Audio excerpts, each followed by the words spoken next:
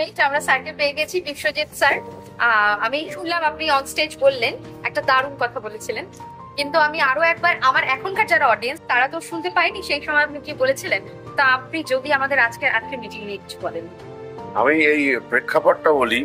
বছর 3 আগে আমাকে বিশ্বজিৎ বলে ছেলে ফোন করে, বলে আপনার সঙ্গে আবার দেখা করবো, আমরা একটা অনুষ্ঠানের ব্যাপারে কথা বলতে চাই। তো আমি আসতে বলি স্টুডিওতে, ও আসে, আলাপ হয়। খুব সাদামাটা সাধারণ পোশাক পরা, খুব সাধারণ কথাবার্তা বলে এমন একটা ছেলে। তো বলছিল আমাদের একটা মিট আছে, মানে ফাংশন মিট আছে, সেখানে আপনি যদি যান কিছু পার্টিসিপেন্টকে অ্যাওয়ার্ড দেওয়ার জন্য। তো আমি সম্মত হই। আমি তখন বুঝতে পারিনি ওরা কত বড় মাপের কি করছে। ওখানে গিয়ে কল্যাণীর একটি অডিটোরিয়ামে গিয়ে আমি স্তম্ভিত হয়ে যাই যে কত বড় একটা কর্মকাণ্ড করছে এই ছেলেটা। বিরাট বিরাট, সারা হল ভর্তি লোক এবং ডিসিপ্লিন, আর তারা এমন এমন সব অ্যাচিভ করেছে, শুনলে গর্ব হয়। আর অসম্ভব করতে হয়েছিলাম সেদিনকে, এবং আমি তা প্রত্যেকে অঙ্গীকার করি আমি ওদের সঙ্গে সবসময় আছি। বিশ্বজিৎ তাক লাগিয়ে দিয়েছে। এত বড় একটা কর্মকাণ্ড আজকে হচ্ছে বিশ্ববঙ্গ কনভেনশন সেন্টারে। খুব ছোটখাটো হাউস সেটা করতে পারে না, কাজটা সহজ নয়। এবং কি প্রেক্ষিতে করছে, ওদের অডিটোরিয়াম হিসেবে বুক করা ছিল ধনধান্য অডিটোরিয়াম। সেইটা কদিন আগে জানতে পারে যে সেটাই পাওয়া যাবে না।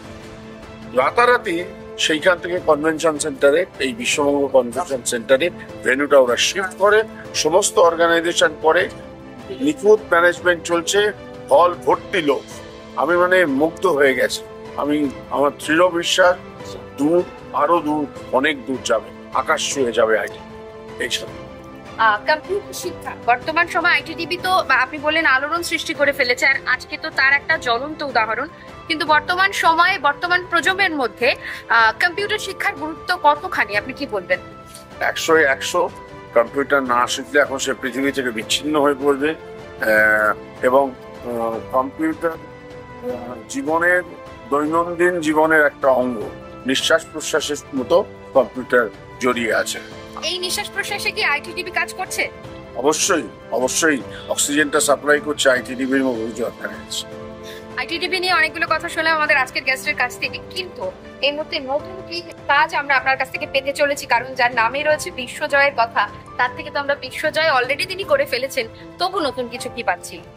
এই মুহূর্তে হলে চলছে সন্তান বলে একটি ছবি, নিজের চক্রবর্তী অভিনয়, রাজ চক্রবর্তী পরিচালনা। যে ছবিগুলো আসছে তার মধ্যে ডিয়ার মা, বেলা দে, এইগুলো আছে। সম্প্রতি একটি হিন্দি সিরিয়াল কলকাতায় শুটিং হবে, সেইটার একটা কাস্টিং চলছে। সেটা যদি ফাইনাল হয় তাহলে সেটা দেখা যাবে। আর একটা দুটো ওয়েব সিরিজ।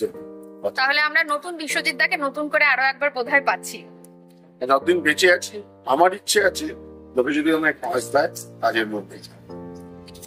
এমন একটা মানুষকে আমরা পেয়ে আমরা ধন্যবাদ। Thank you so much আইটিডিবি।